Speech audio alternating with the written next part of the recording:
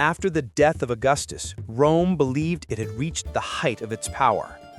The world looked upon it as an invincible civilization.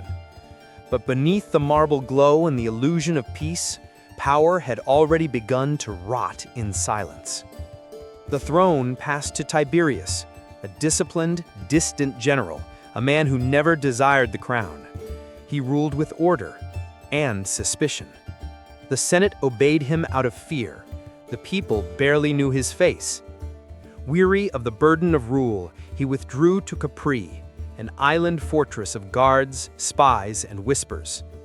There, solitude became poison. Every glance was a threat, every shadow a conspiracy. Rome sank into an age of fear.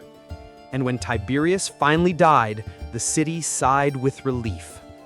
But that relief would not last, for what came next would make terror seem merciful. Young Caligula rose to power amid cheers and hope. Handsome, charming, adored like a living god. At first he ruled generously, delighting the crowds. But power is a cruel mirror. Soon his mind shattered. The emperor who once promised greatness descended into madness. He executed allies, humiliated senators, and turned the palace into a carnival of excess and fear. He appointed his horse as consul. He declared war on the sea, ordering his soldiers to collect seashells as trophies. Rome watched in disbelief, half laughing, half horrified. The gods themselves seemed to mock the empire. Madness had found a throne. And one day, his own guard struck him down. Caligula was murdered in his palace. Once again, Rome was adrift. From that chaos emerged Claudius, Caligula's timid, stuttering uncle, a man underestimated by all, but wiser than he appeared. Under his reign, Rome bloomed again. He restored order, strengthened the legions, expanded the borders, and rebuilt the state. But within the palace walls, ambition slithered in the dark, and that venom had a name: Agrippina. Beautiful, cunning, merciless. She persuaded Claudius to adopt her son Nero, and when the emperor died, perhaps poisoned, the young man inherited the greatest empire on earth. Nero was raised in luxury and flattery. He saw himself not as a ruler, but as an artist destined for immortality. Poet, musician, actor, the throne was his stage. For a time, Rome tolerated him. Guided by the philosopher Seneca, he governed wisely. But applause is a dangerous drug. The artist devoured the emperor. Paranoia took hold. He ordered the deaths of those he imagined were traitors, friends, lovers, even his own mother. Agrippina died by her son's command, and Rome understood that the blood of the Caesars was cursed. Then came the night when fire consumed the city. Flames rose over the rooftops, devouring temples and homes. Thousands perished, and while the inferno engulfed Rome, Nero watched from afar. They say he played his lyre and sang as the city burned. Whether myth or truth, it didn't matter. The people needed someone to blame, and Nero found his scapegoats, the Christians. Thus began one of the cruelest persecutions in human history. Men and women were tortured, crucified, burned alive, thrown to wild beasts. But their faith endured. The more Nero tried to extinguish it, the brighter it burned. While he rebuilt Rome in his image, he erected the Domus Aurea, his golden palace, and a colossal statue of himself. He saw himself as a god, yet his empire crumbled beneath him. The legions rebelled, the Senate conspired, and the people rose in hatred. Declared an enemy of Rome, Nero fled. Alone and broken, he hid in a humble villa. The man who called himself divine trembled before death, and his final words echoed through history. What an artist dies in me. With his death, the bloodline of the Caesars ended. But Rome endured.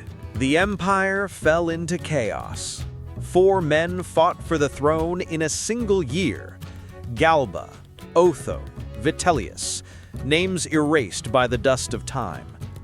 Until a new leader emerged, Vespasian, a soldier forged in the discipline of war, not the luxury of palaces. He restored order, revived the economy, and gave the people faith again. Under his rule rose the monument that would forever define Rome, the Colosseum, a shrine to glory and to blood.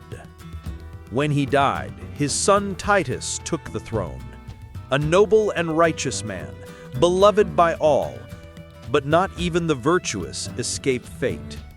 During his brief reign, Rome suffered 3 great disasters: the eruption of Vesuvius, a devastating plague, and yet another fire.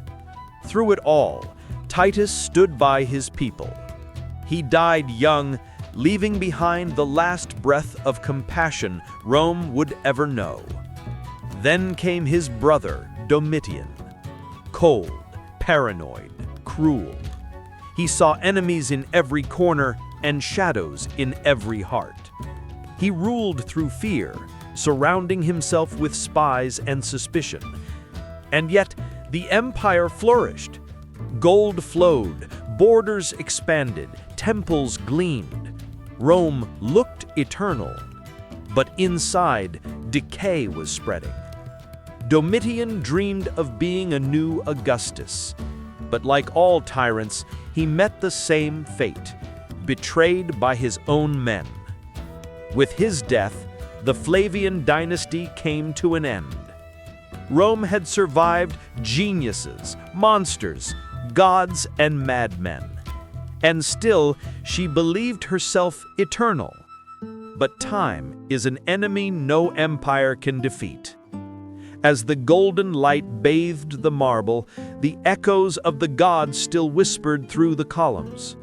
The eternal city remained, magnificent, cruel, and unyielding. But in its shadows, something new was being born. A forbidden faith, an idea that would challenge emperors and redefine eternity. In dark alleys, while the city slept, small groups gathered in secret. Men and women of humble life, sharing bread and hope by candlelight.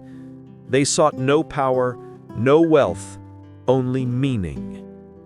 And there, in the quiet, an invisible flame began to burn. That flame would soon become fire, a fire that would not consume temples, but hearts. While Rome filled its arenas with blood, these voices spoke of forgiveness, of love, of eternal life. And without knowing it, the mightiest empire on earth was marching toward its greatest battle, not against armies, but against belief itself. The empire that called itself eternal would soon discover that true power does not dwell in crowns, but in crosses. In the next episode of Echoes of History, Blood and the Cross, Rome against Christianity.